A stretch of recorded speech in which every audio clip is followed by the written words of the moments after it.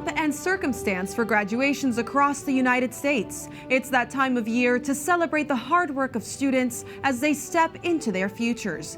Donning a gown and graduation cap is a special part of the ceremony, but it's not what's on their heads, but in their heads that will be a determining factor of their success.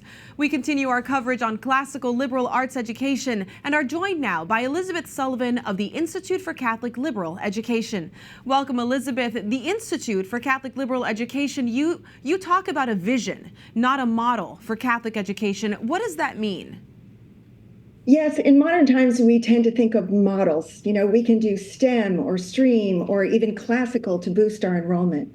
But what we're talking about is way upstream of any model. It's every single approach to education has an underlying philosophy. No approach is neutral. And so in the Catholic tradition, we understand that it's based on an understanding of the human person, that we're made in the image and likeness of God and destined to be with him forever. So what we want to do is remind our educators and basically infuse a philosophy and a theology throughout not just what we teach, but the way we teach. And this very deeply Catholic understanding seems to be affecting the broader scope of schools. When you look at the resurgence of Catholic education in the United States, what factors are contributing to this shift? I think parents want the very best start in life for their children. They want them to have the confidence and the joy that comes from knowing that they're loved by God, that the world has meaning, that there's a purpose for their lives.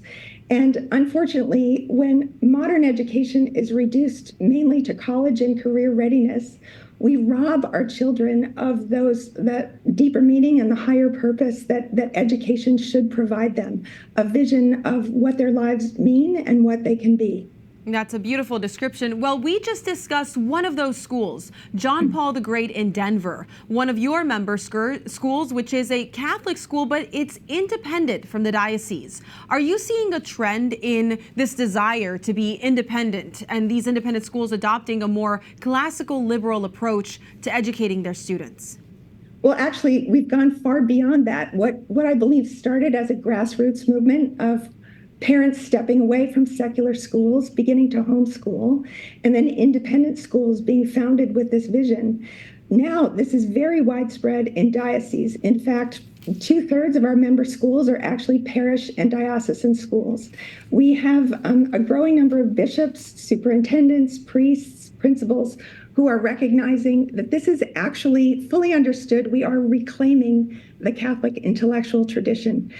We like to say that classical speaks to the philosophical origins of the tradition, but Catholic liberal education speaks to its end, which is freedom in Christ. So we applaud the resurgence of classical education across the country in charter schools and other schools, but we would see that as incomplete without Christ at the center, because the church took up that tradition and ordered it toward Christ. So fully understood, this was the gold standard of education, the church taking up this tradition and combining faith and reason. The best possible merging of Catholicity and a great academic program. Well, you talked about your member schools. You launched a member school program in 2017 with 4 schools, and today you have 237 schools. Do you expect to continue to see this growth? Oh, yes, we can hardly keep up because now we have entire dioceses asking us to help their schools reclaim the Catholic intellectual tradition. And what we're finding is that it's very freeing, not just for the children, but for the teachers as well. And it's restoring their joy and their vocation, and they're getting into the depths of the richness of what this means and actually just how much fun it is in the classroom. Because education should really be joyful. And we find that children and also teachers are discovering joy in learning as they adopt rediscover our approach. Well, we know you have a conference coming up at Benedictine College, and we'll be watching that to see the results and wishing you the best in your work. Thank you so much, Elisabeth. Thank you for having me.